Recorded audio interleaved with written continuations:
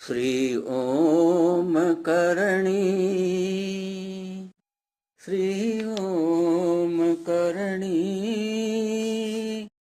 श्री ओम करणी, श्री ओम करणी। नमस्कार। देखिए, ईश्वरदास जी, महात्मा ईश्वरदास जी, कवि ईश्वरदास जी, इन्होंने जिस ग्रंथ की रचना की उसका नाम हरि रस है। अपने हाथ से प्रभु के हाथ में सौंपा, तब रुक्मणी जी को थोड़ी शिकायत हुई। उन्होंने कहा, ईश्वर, तुमने प्रभु का तो खूब गुणगान किया है और हम कुछ भी नहीं हैं क्या? तो ईश्वरदास जी कहते हैं कि नहीं माते, अब आपका ही गुणगान होगा। और इसके पश्चात उन्होंने देवीयान नामक रचना की। यह छोटी सी लघु पुस्तिका के रूप में उपलब्ध है। इसका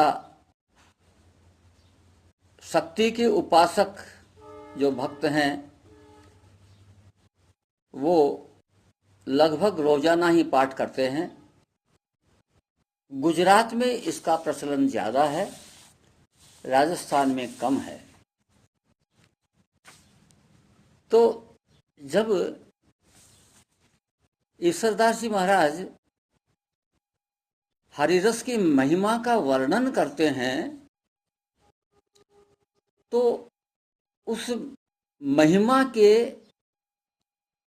अध्याय में सबसे पहले उन्होंने कहा है सत्य की महिमा, सत्य बोलने की महिमा।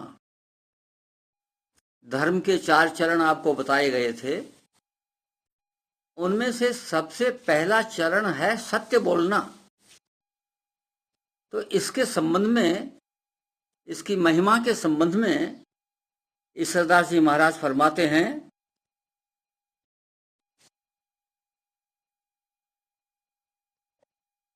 साच पियारो साइया, साई साच सहाय, साचा अगननी सालगे, साचा सपन डसज्ञ। सत्यवादी के अस्तित्व को त्रिताप रूपी अग्नि जला नहीं सकती। काल रूपी सर्प के डसने से भी सत्यवादी का अस्तित्व मिट नहीं सकता। सत्य परमात्म स्वरूप है, अतः वह उसको प्यारा है। परमात्म स्वरूप सत्य सदैव सत्यवादी की शक्ति के रूप में सहायता करता रहता है। तो प्रभु को सत्य प्यारा है। जो व्यक्ति सत्यवादी है, प्रभु उसके साथ हमेशा रहते हैं, क्योंकि सत्य तो सनातन है और झूठ क्षणिक है, विकार है। तो क्षणिक चीज तो हर समय जाती रहेगी, मरती रहेगी। झूठ बोलने के लिए तो योजनाबद्ध ढंग से काम करना पड़ता है। झूठ बोलने वाले को यह याद नहीं रहता कि 2 दिन पहले क्या कहा था इस संबंध में, 2 महीने पहले क्या कहा था इस संबंध में, 2 साल पहले क्या कहा था इस संबंध में, क्योंकि उसके पास कोई रिकॉर्ड नहीं है कि वो कब कब क्या क्या बोला है। तो वो झूठ उसकी प्रकट होती रहती है। तो यह ध्यान रखना है कि संसार में सत्य बोलते हुए सहजता से जिया जा सकता है, और सत्य न बोलने से जीवन में सहजता नहीं रहेगी। प्लानिंग करना पड़ेगा, योजना बनानी पड़ेगी। इसलिए सत्य बोलना जितना आसान है, सत्य न बोलना, मिथ्या आचरण करना, यह इतना कठिन है कि पूछो मत भाई। फिर मिथ्या आचरण इतना कठिन है तो हम हमारे जीवन में मिथ्याचार क्यों करते हैं? व्यापारिक भाई जो सरकारी पदों पर हैं, वो व्यक्ति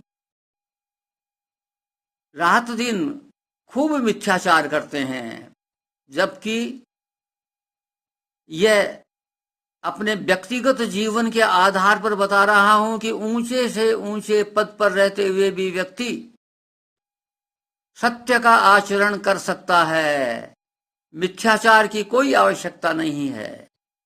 इसलिए इस बात का अभ्यास करो कि अब हमें चुप रह जाना है, लेकिन झूठ नहीं बोलनी है। तो एक तो महिमा उन्होंने सत्य की कही है, और दूसरे नंबर पर अब महिमा जो कह रहे हैं वो कह रहे हैं श्रीमद् भागवत की। दोहा है, जाड टले मन मल जले, छावे निर्मल देह, भाग हुए तो भागवत, सांभलिए श्रवणेह।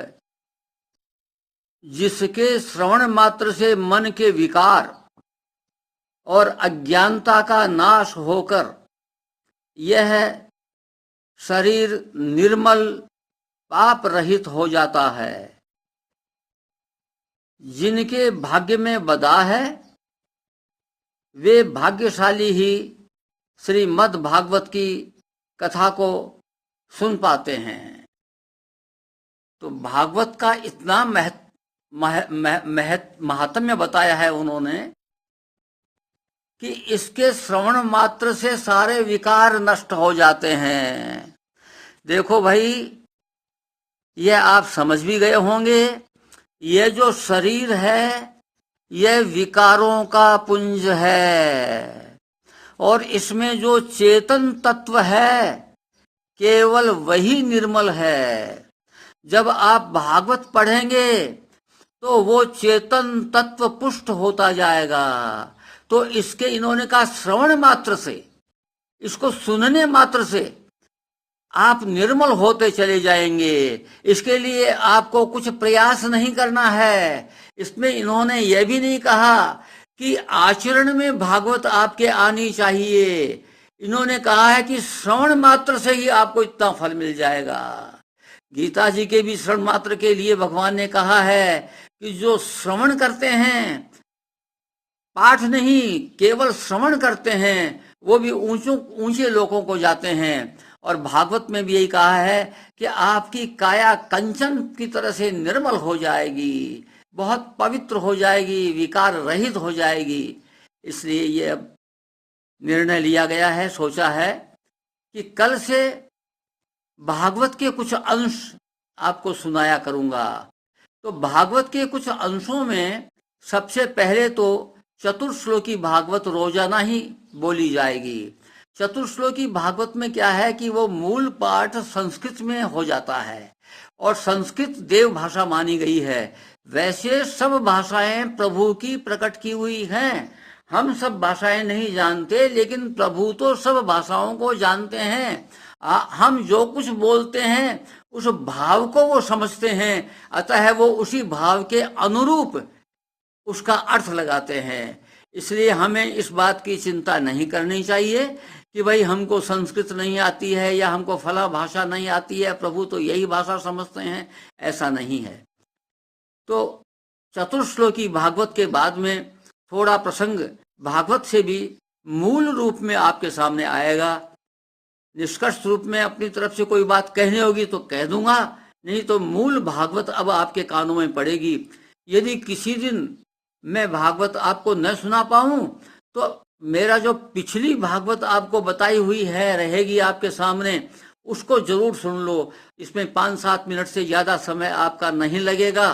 तो इतने समय में आपका ये हो जाएगा, रोजाना भागवत पाठ हो जाएगा। ये नियम बना लो कि कम से कम ये तो करें ही करें कि रोजाना भागवत पाठ हो जाए, और इससे आपके जब विकार नष्ट होंगे तो यहाँ आपको याद दिला दूं, मैंने पहले भी कहा था कि भक्ति भागवत से पैदा होती है और भक्ति के दो पुत्र हैं, ज्ञान और वैराग्य। ये ज्ञान और वैराग्य बेहोश रहते हैं यदि भक्ति स्वस्थ नहीं होती तो, और भक्ति स्वस्थ होती है तो उसमें यह क्षमता होती है कि वो मूर्छित हुए ज्ञान और वैराग्य को भी वापस स्वस्थ कर देती है। इसलिए आपका इस भागवत के द्वारा ज्ञान और वैराग्य जागृत होगा। ज्ञान और वैराग्य जागृत होने से आप में संशयात्मक स्थिति नहीं बनेगी, और थोड़ी बहुत संशयात्मक स्थिति बनी हुई होगी तो वो नष्ट हो जाएगी। इसी उद्देश्य से कल से भागवत का आपको सुनाने का अपनी तरफ से प्रयास करूंगा। आज इतना ही। नमस्कार।